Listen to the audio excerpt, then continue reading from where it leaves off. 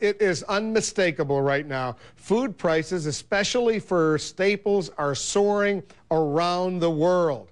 The World Bank says it's a food crisis of global proportions that could plunge tens of millions of people more deeply into poverty, affecting a lot of children as well. CNN's Brian Todd has been looking into this story. There are fears of starvation really out there. How bad is it, Brian? Well, to illustrate that, Wolf, we're going to show you a couple of basic visual images. They are staggering. You can see on this graph of world food prices, they had been relatively stable for about a decade, but just over the past year, the cost of food has, in some places, risen by as much as 100%. Predictably, this has hit the hardest, taken the worst immediate toll in some of the world's poorest countries.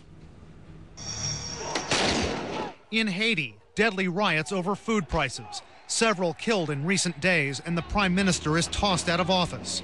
The UN Secretary General says global food inflation has reached emergency proportions. He says it could wipe out 7 years of gains in fighting poverty, a sentiment echoed by the head of the World Bank. We can't afford to wait. We have to put our money where our mouth is now, so that we can put food into hungry mouths. It's as stark as that. From the White House, a promise to try to help. We are in a process right now of looking at ways to meet some of the ongoing food needs of certain countries beyond what has already been provided. It's hitting everywhere, from plentiful supermarkets in the U.S. to rice markets in Bangladesh, where, according to the president of the World Bank, enough rice for a family of 6 for one day can take up half its daily income. Why is it happening?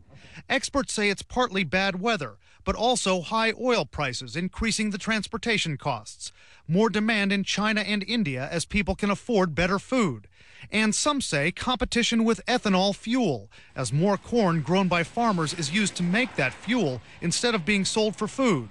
Good for energy independence, but a big trade-off. We're taking this valuable food, we're putting it in the gas tank with a big subsidy. That's also driving up world food prices. Aid officials say it's more than just a humanitarian problem. Recent protests over high food prices in Egypt, Ivory Coast, and half a dozen other countries suggest it could become a global security problem as well. The people who are being hit hardest are really the urban poor. That's why you're seeing a lot of instability that you're seeing in places like Haiti, in urban areas.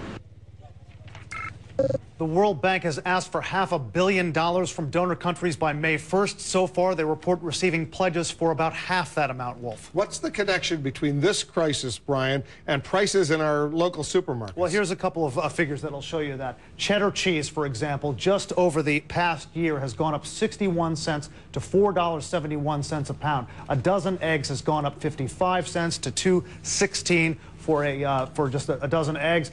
And flour has gone up 69 cents over the past year to $2.39 for a 5-pound bag. That's just here in the U.S., where people spend, Wolf, about 10% of their income on food. Compare that to a place like Nigeria. 73% of an average family's income is spent on food. These are very, very alarming statistics, and the ramifications enormous. Thanks very much.